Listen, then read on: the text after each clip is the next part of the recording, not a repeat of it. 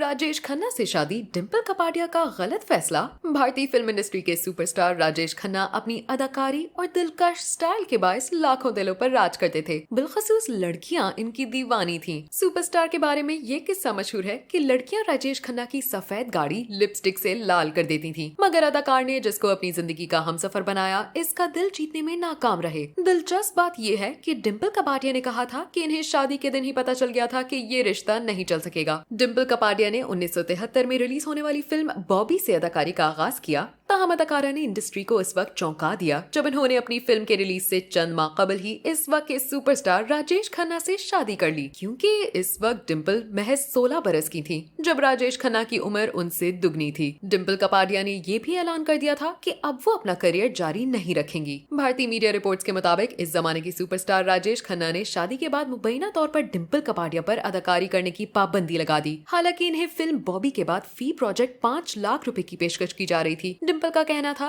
कि मैं अपने करियर के लिए बॉबी की अहमियत को समझने के लिए बहुत छोटी थी। शादी और अपनी पहली फिल्म के बाद डिम्पल ने 1 दिहाई से ज्यादा अरसे तक किसी और फिल्म में काम नहीं किया। इस दौरान इनकी शादी नाकाम हो गई और वो 2 बेटियों की मां बन गई। इस फिल्म के रिलीज से कबल डिम्पल कपाडिया ने 1985 में एक इंटरव्यू के दौरान मसाइल से घिरी अपनी अज़दवाजी जिंदगी से मुतालिक इंकशाफात किए थे। डिम्पल कपाडिया ने ये बताया कि कैसे इन्हें राजेश खन्ना के घर में पहला कदम रखते ही एहसास हो गया था कि इनसे शादी करना एक गलती थी। अदाकारा ने कहा कि मैं इन्हें शादी से ठीक 7 दिन पहले जान गई थी। हम एक चार्टर्ड फ्लाइट में किसी शो के लिए अहमदाबाद जा रहे थे। वो मेरे पास ही बैठे रहे, लेकिन एक लफ्ज भी ना बोले। डिम्पल कपाडिया ने मजीद बताया कि जैसे ही फ्लाइट उतरने ही वाली थी, इन्होंने मेरी तरफ रुख किया, मेरी आंखों में सख्ती से देखा और कहा कि वो चाहते हैं कि मैं इनसे शादी करूं, लेकिन चीजें फौरी तौर पर बिगड़ती चली गईं। डिम्पल ने बताया कि हमारे घर की जिंदगी और खुशी उस दिन खत्म हो गई जब हम दोनों की शादी हुई। अदाकारा ने मजीद बताया कि जिस दिन मैं राजेश के घर आशीर्वाद में दाखिल हुई, मुझे किसी न किसी तरह मालूम हो गया था कि ये शादी काम नहीं करेगी। डिम्पल ने कहा कि वो उन बहुत सारी खवातीन से परेशान नहीं थी जो उनकी शादी के बाद राजेश की जिंदगी में आ गई थी, लेकिन मुझे इस बात से फिक्र थी कि इनका रिश्ता एक मजाक था। डिम्पल कपाडिया ने कहा कि ये शादी यकीनी तौर पर किसी भी किस्म की बराबरी पर मबनी नहीं थी। राजेश खन्ना का करियर घटते ही हमारे झगड़े बढ़ गए थे।